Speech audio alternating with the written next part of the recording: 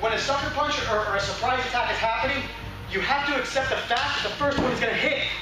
But you have to understand the best way to deflect or absorb that impact and make sure you don't get hit by number two. Because number two is what's going to get you. It's very, very easy to try and stop a punch if you can see it coming. If you cannot see it coming, you cannot stop it. So that negates everything else, right? If you can see this punch coming, I have time. Now he's trying to get to my face, right? This is the end of the race. So if he takes a head start or leaves before I do, I have to take a shortcut to be able to protect my face. And that's by bringing my chin down, my shoulders up, and my palms to my forehead. And stay here. Boom. See how he goes backwards? Right? And also by me covering up and getting in here, look where I have access to. Right away. Turn around, open palm, flat to the face, get a finger into the eye. He's going to back away. Okay? But we're going to make this a little fun, and we're going to go involved, and we're going to wrap up and go through. He keeps on fighting. Nothing works. We're going to progress through to a takedown. Okay? So the strike comes in, right? I'm going to cover and come in. See how he moves backwards, right? As body positioning. It's a little bit of forward lean, knees over the balls of the toes, weight moving through my target. Here. When he moves backwards, now I want to wrap. Here. And when I wrap, I like to get as much weight over the top body as possible. Okay? I put my head behind the shoulder. He can't hit me from here, and I can use my body and my head to help put him down. Right? So it helps control, and also if my head's here, just like high school wrestling. If I go to do something and I have him here, and he tries to turn and move around, very easy for me to trap that by keeping my head on him. So again, I want to crash in here, boom, wrap, and when I wrap, this arm is going to be a nice firm frame. Make sure you get that head behind the shoulder. It also puts you in a dominant position. It means you're higher than he is. Even though his head is here, right, my upper body is higher than his is. See where he's down here? Okay? And then once we go in there, we're going to go to the lock and the importance of keeping a frame on a person. Okay? So when I go to wrap, it doesn't matter where I wrap. I need to get control before I adjust.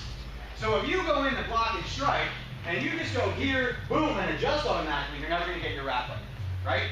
So when you wrap, hold the palm in, squeeze his arm in your bicep. Squeeze your bicep as hard as you can.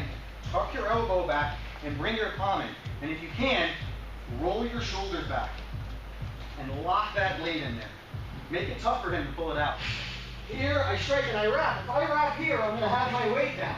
Then I'm going to use my knees, my headbutts, and this forearm in here, right, can use to move his head out of the way. And then I can create space and hit him with elbows. What I'm not going to do is pick this hand up and hit him with it. Why? High school wrestling. If I go to pick my hand up and he's got energy, he's taking my back. Okay? I need to keep this frame here. It's important so when he moves in, I can move. And I can stay away from him. And when he tries to readjust, I can strike. He strikes, boom, I crash in, I wrap up. Again, my head's back here because I don't want to have to worry about this punch. I'm safe here, okay? And all he's going to try and do is get my head off there, and I'm just going to hold it there. But now when this happens, I need to adjust very, very quickly, okay? So when this comes in, I am going to take this frame, and I'm going to take it off, and I'm going to pull him across and come and attack his head. When I drag this arm, right, I'm not just doing this. I'm in here, I'm crashing in, I'm wrapping, he pulls in. I'm stepping behind him when I pull this arm across. See where I am here? This is a great place for me to be. And again, my head is here because if it's even inches away, right? If it's even a little bit away, he's going to turn. Yeah. He's going to give me the old, everything he's got. Boom, to get me off of him.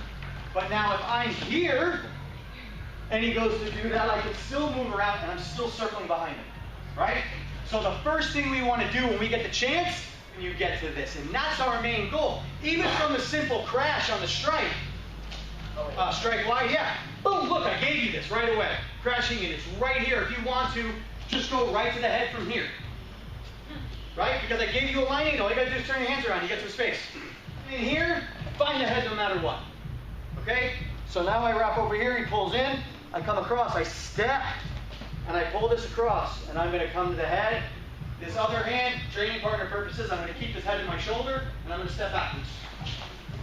And I'm gonna bring him down nice and controlled, okay? I don't want anybody's head snapping down to the ground. Please be careful, Okay? guys. And then from here, we'll work on ground control. As you come in, when you crash, you crash and you wrap this way. This time go in and just keep it going over the back. Just chuck it over with your elbow. Deflecting it. Right? And cutting off this kinetic energy before it gets to its greatest point. You're going to be cutting it off in the middle. Right? So if you go here and I go under, I'm just going to use my elbow and lift and then come back to the head again. And right from here, I'm going to go right to the face. Right? Boom, I crash. I go for the head, it doesn't work, I drop. Here, I get right to the face immediately. And I start to pull my hands out. Everything comes up as close to him as possible. Right? My knees, everything comes here. The second I can, the shin comes up and gets on the head. But we're just going to work on going away. Because once he's facing that way, that's your exit, right? I'm trying to stay back here, but he's got good positioning, he's got good strength, he's pulling my hands off. Where is he pulling my hands? He's going to pull them down this way, right? So when they go down this way, I'm going to go with it. See how now I have his waist? I'm pulling him down by his waist, because his ass is already back here. So I want to bring his hips down. Right? And I'm going to do that over my leg. So here, drop to here. Control the hips. Bring his hips over. My head, look, my head's still back on the shoulder. You can't hit me from here. Then I get into the control of the face. Look. So the takedown is very simple. When I'm behind him, I'm doing this, sitting, and I'm coming over to my knee. Right? Well, you gotta So again, strike comes in, boom, here, he pulls it. Yeah, there. The circle doesn't work. Ooh, he's got a low center of gravity. So right from here, look, I have this arm on top. I'm just gonna go, sit, and bring him over. The first thing just comes right up on the face, everything. Hit your own hand when you go to get up. Push away from him to get out. So then again, when things don't work, just like when block, strike, and wrap up fails and he's struggling, you understand how to keep in, you have ways to continue. If the fight goes over here, he breaks free and puts you in a headlock. That's why we're showing this. So from here, I'm going to do the same thing. I can't get to the ground from here. I can't get to his head from here, right? But watch. I can do that same exact move again. Roll back. So now when that happens, it's very easy for me because everything's broken up. And now I'm going to come in here and I'm going to stretch his arm out. And now we're back here in a position of control.